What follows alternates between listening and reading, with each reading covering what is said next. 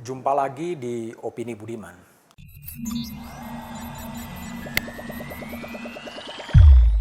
Majelis Hakim Pengadilan Tindak Pidana Korupsi yang diketuai oleh Ignatius Eko Purwanto menjatuhkan hukuman penjara 10 tahun terhadap Jaksa Pinangki Sirna Malasari.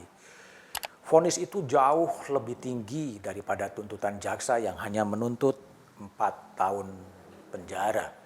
Itulah tuntutan ultra petita yang dilakukan oleh Hakim Eko Purwanto. Tapi yang menarik dalam persidangan itu juga muncul dalam pertimbangan persidangan gagal mengungkap siapa sebetulnya yang dimaksud dengan kingmaker. Kingmaker adalah sutradara di balik kasus Joko Chandra bolak-balik dari Kuala Lumpur ke Indonesia.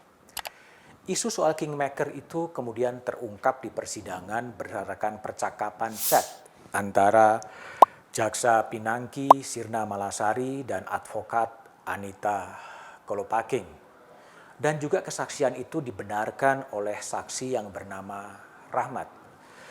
Sayangnya baik Jaksa Pinangki Sirna Malasari, baik Anita Kolopaking, baik itu saksi Rahmat tutup mulut untuk mengungkap siapa sebetulnya kingmaker yang dimaksud.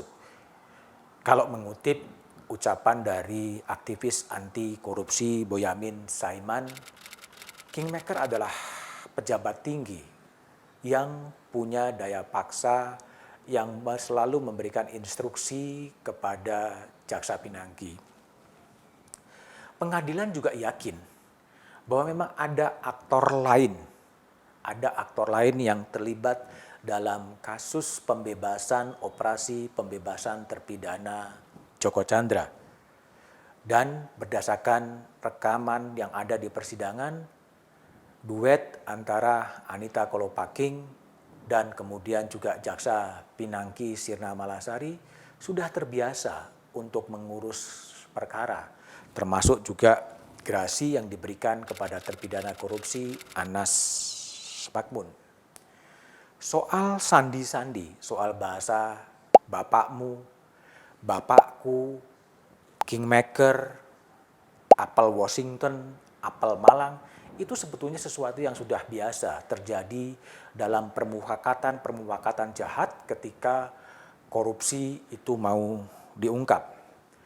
Dan hal yang seperti itu adalah sesuatu yang tidak terlalu susah untuk diungkap oleh penyidik maupun penyelidik kepolisian maupun penyelidik di kejaksaan juga. Asal memang ada kemauan untuk mengungkap, berprinsip semuanya yang bertanggung jawab harus diungkap, tidak ada bermaksud untuk melindungi siapapun. Mengungkap sosok kingmaker itu adalah hal yang tidak susah. Bahkan kalau membuka dokumen-dokumen non-yudisial yang ada, itu sudah bisa ditemukan dan bisa ditebak siapa sebetulnya kingmaker yang dimaksud, yang juga itu adalah teka-teki yang dilempar oleh persidangan di Pengadilan Tindak Pidana Korupsi. Sosok Pinangki sendiri tentang sosok yang menarik.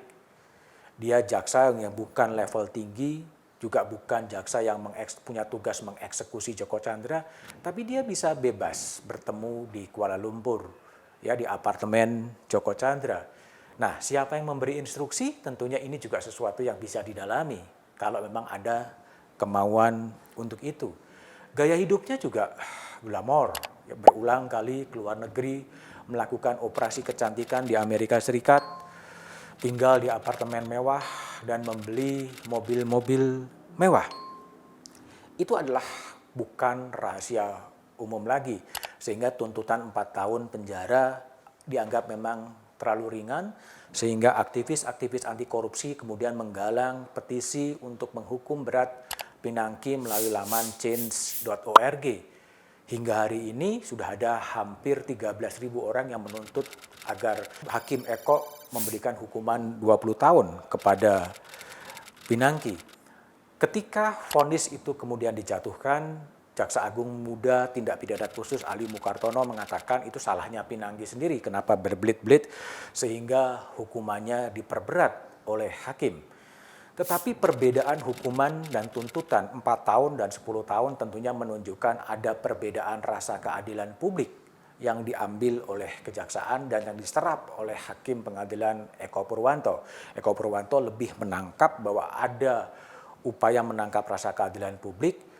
Pinangki dianggap sebagai aktor yang cukup besar bermain, hukumannya kemudian diperberat menjadi 10 tahun.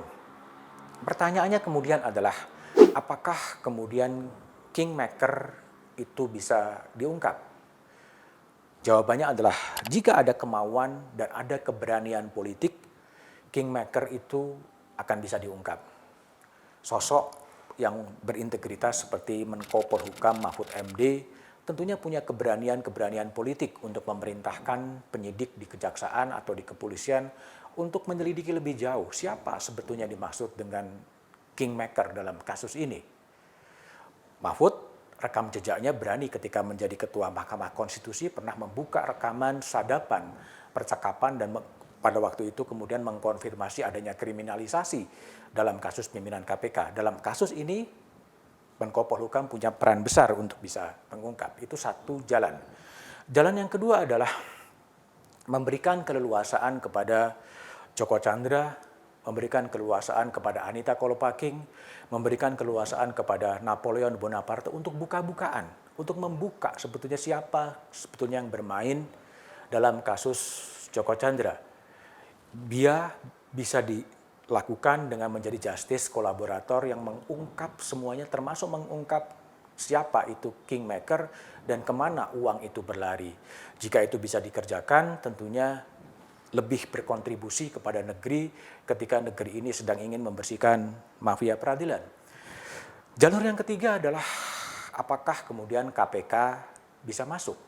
Kalau KPK bisa masuk dan mengungkap, menyelidiki lebih jauh siapa kingmaker yang dimaksud, saya pikir ini adalah jalan agar kingmaker itu bisa terungkap, dan ini adalah kontribusi untuk negeri untuk membersihkan para pemain-pemain perkara yang sudah berurat berakar terjadi dalam sistem peradilan Indonesia.